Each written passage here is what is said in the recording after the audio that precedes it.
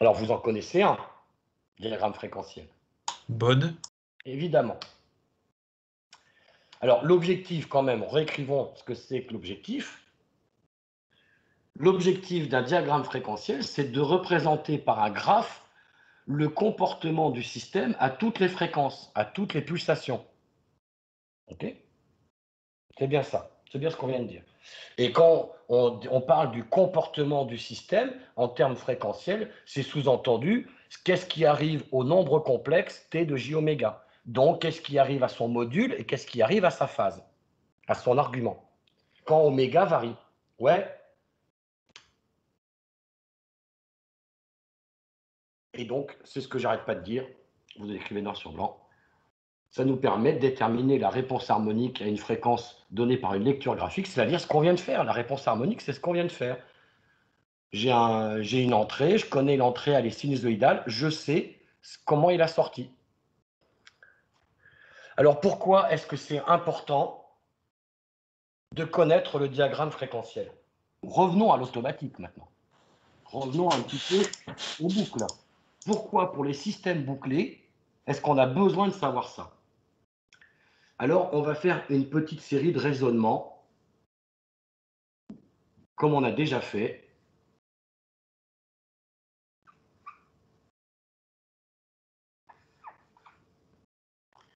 Et puis, je vais prendre un système qui a un retour de 1, et je vais revenir avec un système qui a un gain statique de 2, qui a une amplification de 2. Bon, et on a vu que si là, je mets une entrée, une consigne, si je mets une consigne qui vaut 1, et qu'au départ, on était à 0 partout, ça veut dire que l'erreur va commencer par être égale à 1, on est d'accord? Ça veut dire que la sortie va se mettre à augmenter, mais comme la sortie augmente, ces termes-là augmentent, ça diminue, et puis ça veut dire qu'on va se stabiliser, et on a vu comment trouver la valeur de stabilisation. Ici, ça serait 2 tiers, on va se stabiliser à 2 tiers, et ici, on va se stabiliser à 1 tiers. Je vous rappelle que la sortie, c'est D sur 1 plus DR fois l'entrée, fonction de transfert en boucle fermée, D vaut 2 sur 1 plus 2, 2 tiers. Que l'erreur, c'est l'entrée que divise 1 plus DR, E vaut 1, 1 plus DR, D vaut 2, R vaut 1 tiers. On est d'accord. Et que là, on a bien un point d'équilibre. Quand je fais 1 tiers fois 2, j'ai 2 tiers. Et quand ici, j'ai 2 tiers et que je fais 1 moins 2 tiers, j'ai bien 1 tiers. Et on voit qu'on est revenu par un signe négatif. On a fait une soustraction. Et c'est cette soustraction qui est fondamentale. Et là, ce que l'on a montré finalement, c'est qu'on obtient, on est stable. Vous voyez ce qu'on appelle stable, c'est-à-dire qu'on arrive à un équilibre. Pardon, équilibre. On arrive à un équilibre, ouais. Le truc varie et se stabilise, il s'équilibre à une valeur donnée. Faire voilà, ce petit préambule à l'analyse de la stabilité, c'est à mon avis, je pense que c'est important pour comprendre pourquoi après on va se casser la tête avec des raisonnements un petit peu plus abstraits. Ils sont abstraits, mais ils vont faire référence à ce que je vais faire là, à ce que je viens de faire et à ce que je vais faire là. Imaginons maintenant, et ça aussi, ça rejoint une question que vous m'aviez posée au tout début, est-ce qu'on doit obligatoirement le faire par un soustracteur, hein? Vous vous rappelez, quelqu'un m'avait posé ça comme question. Non? Ben regardons ce que ça fait si je mets un sommateur. La même chose, mais avec un sommateur. Je mets 1 ici, on a tout au départ qui est à 0. Que se passe-t-il quand je passe brutalement de 0 à 1? Dites-moi. Bah, après le sommateur, on a 1. On va passer à 1. Donc en sortie, on aura 2. Donc en sortie, on va augmenter. Et Ouais. donc ensuite, on aura 3 après le sommateur. Oui, voilà. Donc, on va augmenter, gardons la dynamique, hein, comme on a vu. On a 0, on passe à 1 instantanément. La sortie, elle va augmenter. Elle va augmenter, elle a envie d'aller vers 2. Donc ici, ça va augmenter pour aller vers 2. Donc que va faire l'erreur qui est ici? Elle est à 1. Maintenant, on a un truc qui vaut, elle va aller 1 parce qu'on avait 1 plus 0. Maintenant, on a 1 plus un nombre positif. Non? Ça va augmenter sans cesse. Donc ça va augmenter s'emballer. encore. Ça va augmenter pour aller vers 3. Donc là, ça va augmenter pour aller vers 6. Donc là, ça va augmenter pour aller vers 6. Et là, ça va augmenter pour aller vers 7. Et puis là, vers 14. Et qu'est-ce que ce que vous venez de me dire, qu'est-ce qu'on voit? La consigne n'est plus respectée, quoi. La consigne n'est plus respectée. Et à partir du moment où tu as enlevé le 0, eh bien, ça n'arrête pas d'augmenter.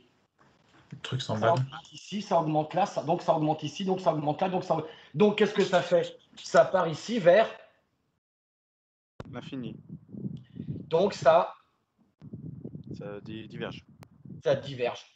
Quand je mets un sommateur, on voit bien que ça devient Ok. Instable. que ça diverge, que ça devient instable. C'est ça un coefficient à retour positif.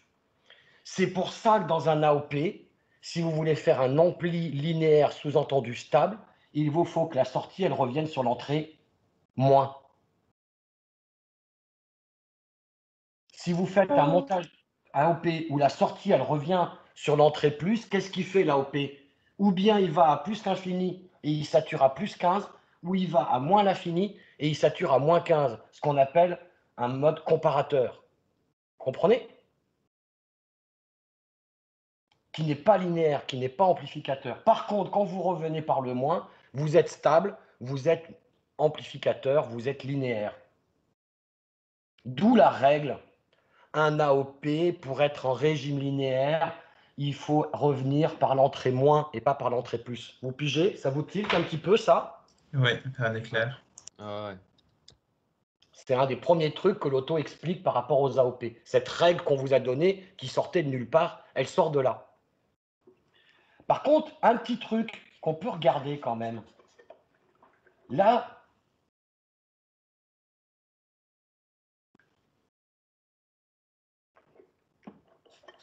j'ai mis un coefficient multiplicateur dans la boucle de 2.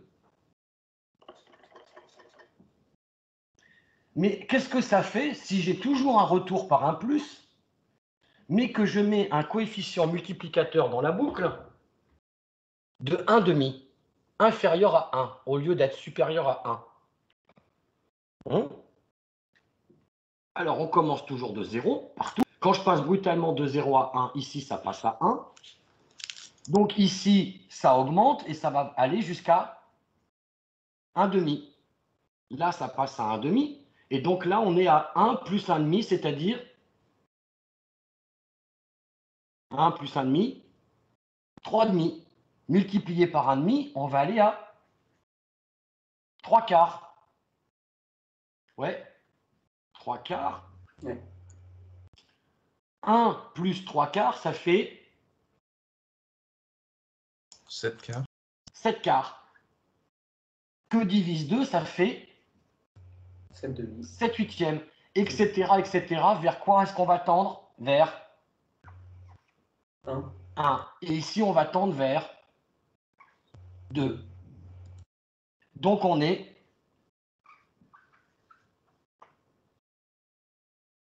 stable. On obtient un point d'équilibre qui ne tend pas vers l'infini. Reprenons notre cas de figure où tout va bien, où j'ai un retour par un moins, et j'ai une fonction de transfert. J'ai une fonction de transfert, elle a donc une expression en Laplace, elle a une expression en J-oméga. Et ma sortie, je prends toujours un cas de retour unitaire pour simplifier le raisonnement.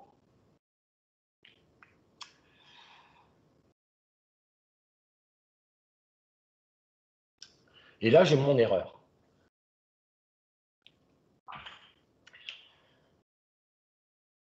Et si mon erreur, quand elle passe à travers la fonction de transfert, parce que jusqu'à présent, je disais, ouais, ma fonction de transfert ici, ça fait x2, bon, on faisait un comportement statique en fait, on faisait une étude statique du chose. Mais dans la réalité, vous avez bien vu, les systèmes, si c'est un filtre, etc., il a un comportement qui est différent suivant la fréquence. Il amplifie plus ou moins suivant la fréquence, il déphase plus ou moins suivant la fréquence. Si mon epsilon, quand il passe à travers le système, il se retrouve multiplié par un nombre négatif.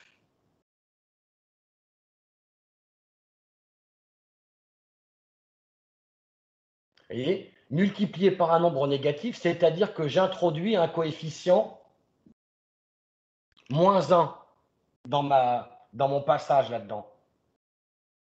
Si je fais ça, si ma grandeur elle est multipliée par -1, enfin par -1, s'il y a un signe moins qui apparaît entre epsilon et s, qu'est-ce que ça va vouloir dire? Ça devient un sommateur. Voilà, au lieu de faire un moins, à cause du moins introduit par le système, c'est comme si ici on avait fait un. C'est comme si ici on avait fait un plus. Tout le monde comprend? Oui. Ouais. Et si, en réalité, à cause du déphasage, à cause du signe apporté par la fonction de transfert, je me retrouve avec un retour qui est en réalité retour positif au lieu d'être un retour négatif, je risque donc d'être instable. D'accord? Or, en termes sinusoïdal, si j'ai une sinusoïde à l'entrée d'un système,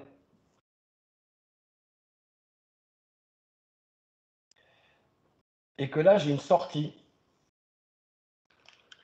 à quel déphasage correspond une opposition de signe? Pi. Pi. Donc multiplié par un nombre négatif et donc créer un retour positif, ça revient à avoir un déphasage de... Je comprends pas bien pourquoi. Un déphasage de pi ou de moins pi à un déphasage de 180 degrés ou un déphasage de moins 180 degrés, peu importe, ça revient au même.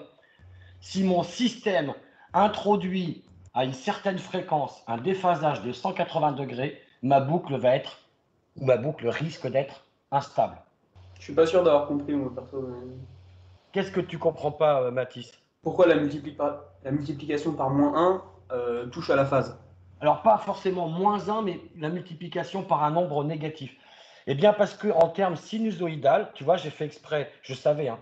Voilà, une sinusoïde, d'accord? Ici, Oui. Ouais. j'ai une sinusoïde. Maintenant, si tu la multiplies par un nombre négatif, comment va-t-elle être? Comme ça, non? Oui, ok. Or, ce que je viens de représenter, la rouge et la bleue, ça a un équivalent d'avoir multiplié par un nombre Oui. négatif. Ok. Oui, par -1.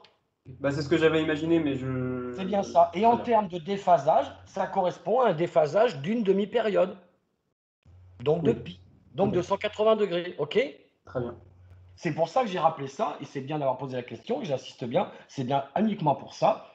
N'oubliez pas que quand dans une fonction de transfert, il y a un moins, ça ne veut pas dire que le gain est négatif, ça veut dire qu'il y a un déphasage de pi ou de moins pi. Et vice-versa, si mon déphasage vaut pi ou moins pi, 180 ou moins 180, c'est comme si j'avais mis un moins dans mon système. Et donc, c'est un danger. Ici, on comprend bien maintenant que quand on va vouloir savoir ce qui arrive à une boucle, et comme les systèmes que l'on va étudier ne sont pas forcément des systèmes qui font la même chose à toutes les fréquences, les systèmes, ils ont, vous voyez, si c'est un premier ordre, on sait bien que le déphasage varie de 0 à moins 90 degrés, non? Si c'est un deuxième ordre passe-bas, le déphasage va varier de 0 à moins 180 degrés. Et là, alerte. Donc, tout ça pour vous dire que pour connaître, pour étudier le comportement d'une boucle, eh bien, il va être vital, il va être important de savoir analyser le comportement fréquentiel du système, mais pas pour se faire chier. On va devoir connaître le comportement fréquentiel du système pour être sûr qu'il n'arrive pas une merde si jamais il déphasait de moins 180 degrés. Ouais. S'il y a une fréquence où il déphase de moins 180 degrés, on risque d'être instable. Ça va? C'est clair ou pas? Oui. Donc, ce qui va suivre, n'oubliez pas que c'est ça l'objectif. Ça va être de pouvoir connaître de manière efficace et rapide et de pouvoir le contrer si c'est nécessaire. On dira de le corriger en termes d'automatique. Qu'est-ce qui va arriver à toutes les fréquences afin de pouvoir checker qu'il n'y aura pas une fréquence où on va avoir une merde avec ce moins 180 degrés. C'est clair? Monsieur, j'ai une petite question. Voilà le pourquoi. On étudie les diagrammes fréquentiels et qu'on va les étudier de manière plus approfondie encore que ce que l'on a déjà vu. Dis-moi. On sera instable que avec 180 degrés ou aussi avec 270 et plus? Et non, il faut vraiment qu'il y ait une opposition de phase dans les sinusoïdes, d'accord? Ouais, ok. Donc l'opposition de phase dans les sinusoïdes, c'est un déphasage ou bien de plus 180, ou bien de moins 180, ou de tout ce qui va être à 2 pi près. À 360 degrés près. Tu vois? Parce que les déphasages, c'est toujours à 2 pi près. Alors justement, maintenant, revenons au diagramme fréquentiel que l'on a l'habitude et que l'on a déjà étudié, le diagramme de Bode. Donc vous voyez, je vous ai rappelé, je vous ai fait comprendre, enfin on a réfléchi là-dessus, parce que voilà pourquoi, pour l'étude de la stabilité, eh bien il va falloir connaître le comportement fréquentiel du système et notamment sa phase, parce que il va falloir faire gaffe au moment où sa phase, si jamais elle atteint moins 180 degrés, il va falloir faire gaffe. Il y aura un risque pour la stabilité du système. D'accord? Donc, c'est pour refaire aussi le rappel avec ce qu'on a vu au tout début. Vous voyez que l'étude du statique de la boucle, l'erreur statique, c'était très facile. Il faut juste trouver le gain statique de la fonction de transfert, ce qui n'est pas compliqué, il suffit de faire P égale 0 dedans, la limite quand P tend vers 0. Et hop, on a la réponse. Pour la dynamique, pour la stabilité, eh bien, il va falloir absolument, obligatoirement, connaître le comportement fréquentiel afin de s'assurer qu'on n'ait pas un problème avec ce moins 180 degrés. Oui? Je vous propose une petite pause.